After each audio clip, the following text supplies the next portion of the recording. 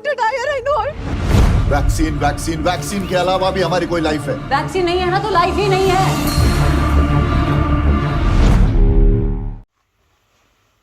नमस्ते दोस्तों, vaccine war movie के बारे में आज बात करेंगे। ऐसा बोला जाता है कि ये vaccine war movie bio science movie है, पर क्या इसके पीछे की किसी ने सच्चाई जानने की कोशिश की है? अगर आप इसके पीछे की सच्चाई जानेंगे तो आपको पता चलेगा कि ये vaccine war movie emotional manipulated movie है। लोगों का इमोशंस मैनिपुलेट किया जा रहा है और अनसाइंटिफिक चीज़ों को प्रमोट किया जा रहा है। और वास्तविकता ये है कि वैक्सीन वॉर जो मूवी है वो प्रोपोगंडा वाली मूवी है, जो सिर्फ वैक्सीन की अच्छी अच्छी बातें करती है, बुराइयां नहीं बताती है।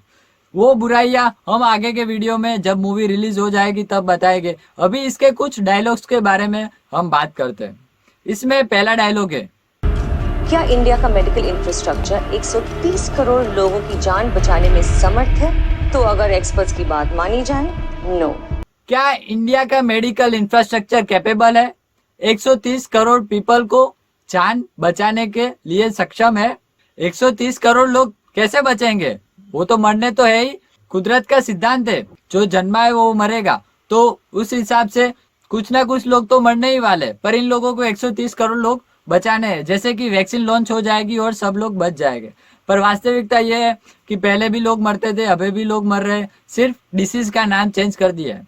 फिर दूसरा डायलॉग है, हमें ये लड़ाई नहीं लड़नी, हमारी लड़ाई वायरस के साथ। हमें ये लड़ाई नहीं लड़नी है, हमारी लड़ाई वायरस के साथ है। इनको कोई समझाओ, इम्यूनिटी अच्छी रखोगे तो कोई वायरस आपके ऊपर कुछ नहीं कर पाएगा। वास्तविकता ये है कि जब आपकी हेल्थ अच्छी रहेगी तो आपको कोई भी बीमारी नहीं होगी। तो हेल्थ पे फोकस करना चाहिए कि वायरस पे। ये गलत लड़ाई लड़ रहे हैं जहाँ पे लड़ने की जरूरत ही नहीं है। तीसरा डायलॉग है, वैक्सीन वैक्सीन वैक्सीन के अलावा भी हमारी कोई लाइफ है। वैक्सीन नहीं है ना तो लाइफ ही नहीं है। कि वैक्सीन वैक्सीन वैक्सीन वैक्सीन के अलावा भी हमारी लाइफ है। वैक्सीन नहीं है तो हमारी लाइफ ही नहीं है। इनको कोई समझाओ। वैक्सीन तो अभी 200-300 साल से आई है, उससे पहले भी लोग जीते थे ही वैक्सीन के बिना। और जब से ये वैक्सीन से सारी लॉन्च हुई है तब से अलग अलग बीमारियां बहुत ज्यादा बढ़ी है। और चौथा dialogue, We are all going to die. We are all going to die here, I know it. We are all going to die. जी हाँ, जो सब लोग वायरस से मर जाएंगे।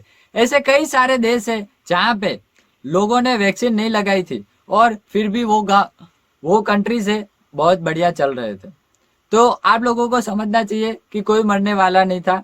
ये सब एक प्रोपोगंडा था, वायरस को बढ़ा चढ़ा के बताने का कि ज्यादा से ज्यादा लोग वैक्सीन लगाए। आप सभी लोगों को पता है कि लोग किससे ज्यादा डरे थे, वायरस से या फिर लॉकडाउन से।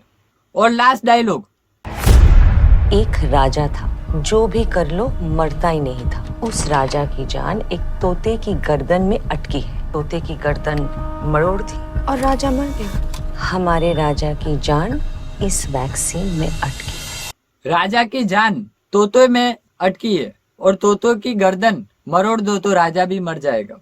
इनके लिए असली राजा है वो न्यू वर्ल्ड ऑर्डर, और तोते की गर्दन है वो है डिजिटल आईडी। और डिजिटल आईडी को प्रमोट करने के लिए ये लोग वैक्सीन प्रमोट कर रहे हैं।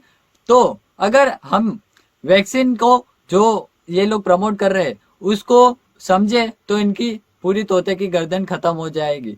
तो हमें समझना चाहिए कि इनकी जान है वो न्यू वर्ल्ड ऑर्डर है, और न्यू वर्ल्ड ऑर्डर लाने के लिए ये लोग वैक्सीन का प्रोपोगंडा चला रहे जिससे डिजिटल आईडी लाया जाए। अगर इसको आप समझ गए तो इनका पूरा राजा खत्म हो जाएगा, न्यू वर्ल्ड ऑर्डर। तो आपको अपनी थोड़ी सी बुद्धि लगानी है। बहुत सारे लोग ऐसा सोचेंगे कि ये बहुत गलत काम है, देश के विरुद्ध का काम है। वो लोग ऐसा नहीं समझ पा रहे कि ये सिंपल क्वेश्चंस है। अगर आप अपने आप से पूछते तो भी आप ये वैक्सीन नहीं लगवाते। आपने नहीं पूछा इसलिए लगवाया। कौन से 3 सवाल?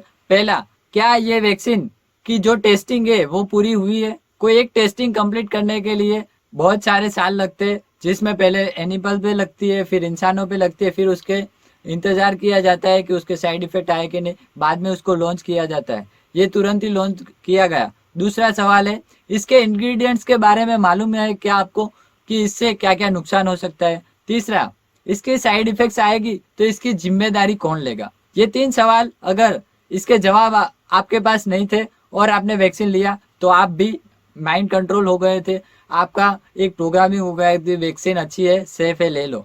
ये बेसिक क्वेश्चन है जो आपको जानने चाहिए थे। अभी मैं आपको कुछ डॉक्टर्स के नाम बताता हूँ जो लोग भी वैक्सीन को सच्चाई बाहर लाते हैं और उनको आपको सुनना चाहिए, जिससे आपको वैक्सीन की असलियत पता चलती है। डॉक्टर माइक येडन फाइजर कंपनी में काम कर चुके हैं, जो वैक्सीन कंपनी की बहुत बड़ी मैन्युफैक्चरर है।